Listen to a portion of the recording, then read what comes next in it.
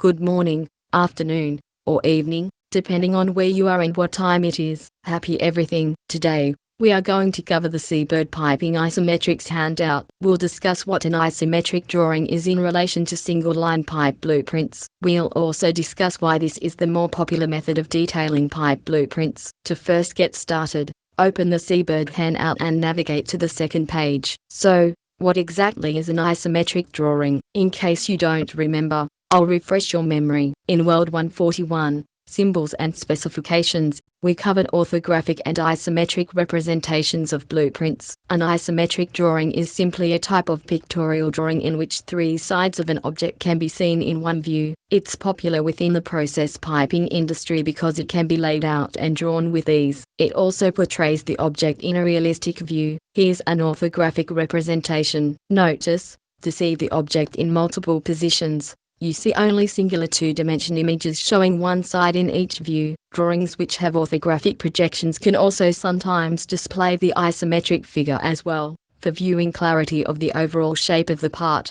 Here is an example of an isometric representation. Notice the object is shown in a singular view, with three faces being visible. So, to answer the question of what is an isometric drawing, we'll plow ahead through this. It is sometimes used in lieu of plans and elevations, but typically it is used to supplement the plan drawings. Isometrics are used as fabrication and shop drawings for pipe run fabrication. This is also known as building spool pipe, or short sections or sub-assemblies of pipe. Isometrics also provide a drafter with the ability to calculate angular offsets in the pipe run. Isometric layout. Isometric lines equal 1 vertical and 2 at 30 degrees from the horizontal. Isometric lines can be measured. Non-isometric lines, which are lines that are not parallel to the isometric lines. These lines cannot be measured. Now we'll talk about scale size. Scale for this example is the size and measurement of drawings versus what it actually represents physically in the real world. Isometrics are rarely drawn to scale. However, pipe length should be shown proportionately. Many companies draw isometrics on B-size paper, which is 11 by 17 inches, which is a limited space, so sometimes proportion may be sacrificed. It is very important that the written dimensions are accurate though. If an isometric is a marriage of Willy Wonka's construction, and one of Dr. Seuss's nightmarish visions, then it won't work like it should. Accuracy is very important with dimensioning. Moving on to direction and location. Location and direction help to properly orient the isometric drawings. A north arrow gives direction and should always point to the upper right corner of the paper. Structural reference points that provide location can also be shown on isometrics. This isn't always the case, as new systems will be standalone with no pre-existing structures to muck things up. Dimensions must always be given to points of reference such as structures, existing equipment, etc. Coordinates should also be shown on the isometric drawing. When orienting fittings and valves, it is very important to know that there are good methods and absolute terrible methods in this drawing orientation process. The general rule for producing an isometric using good techniques is to draw the fittings so they are parallel to the last direction change or branch in the pipe. You can see the drawing on the left is neatly aligned and everything runs in the correct directions and is parallel. The drawing to the right, however, is absolute garbage and a poor representation of anyone's skill in drafting and drawing isometrics. Notice how the valves and fittings are not parallel to the pipe after changes in direction. Unlike the correct drawing to the left. Cracking onto the fitting symbols and orientation. Fittings are drawn the same shape as they appear on the plan and elevation drawings, except they're at an isometric angle. Elbows, such as 90-degree and 45-degree elbows, can be drawn one of two ways. They can be drawn with square corner elbows like in the picture at the left, or they can be drawn with a curved elbow representation which uses center lines and ellipse orientation. There is no preferred method for this, as I've seen both used in many different applications throughout the years. Now, looking at the ISO symbols fittings, notice there are three primary types of fittings for many of the applications. Again, this is not about memorization of the information, but it's more important to know how to reference the information you have available.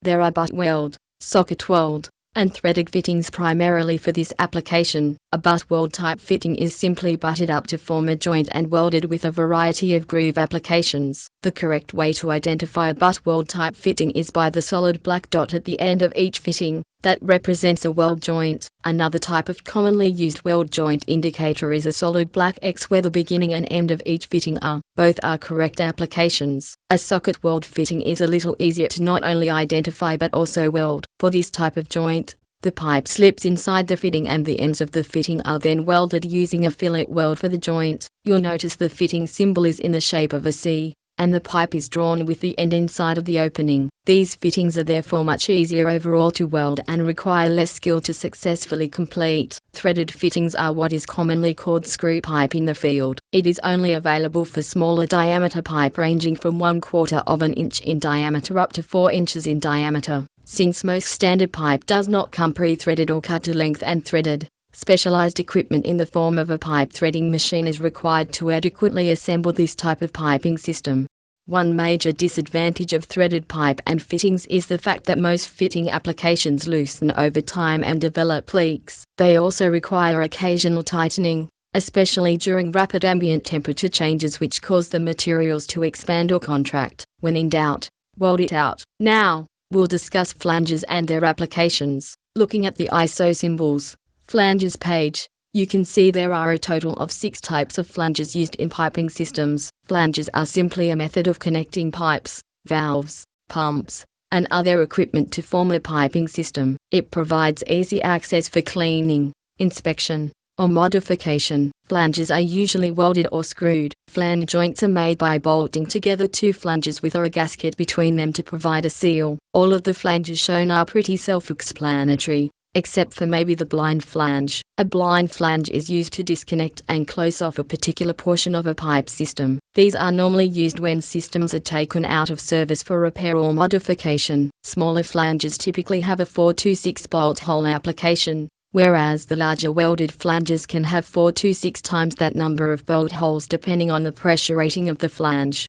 When flanges are identified, they are always identified with a certain pound rating. This does not dictate how much they weigh though. The higher poundage ratings indicate a stronger pressure handling ability for larger and thicker bore piping systems. Now, let's crack on to the ISO symbols valves portion of the handout. Again, there are 3 primary types of valves shown. You can see there are some which are only available in butt weld, flange type, or socket or threaded type. Each valve has a specific function and operates primarily using a lever, wheel, or similar operating mechanism to open or close the valve. For more information on each valve's operating specifics and description, please refer to your Week 6 lesson folder and review the video control valve types which is within that folder.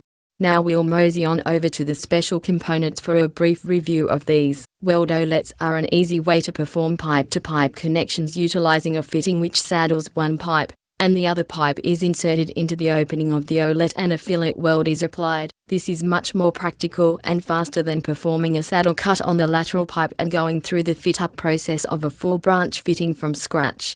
Branch outlets are just a longer weld outlet, and the end which is not saddled onto the pipe is welded using a butt weld type joint to the lateral, incoming pipe branch.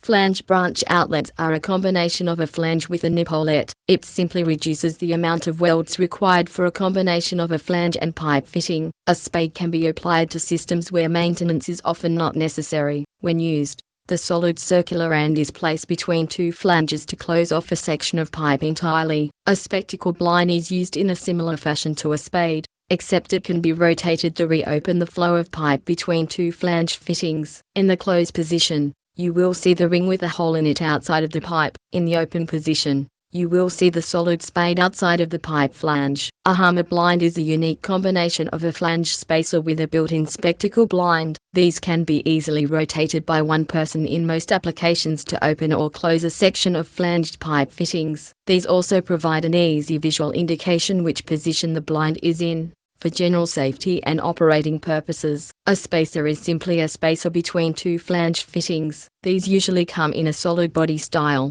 with no inlet ported like the one shown on the example. Typically, if there is to be an inlet line attached in between 2 flanges, a valve would be used instead of the spacer shown on the handout.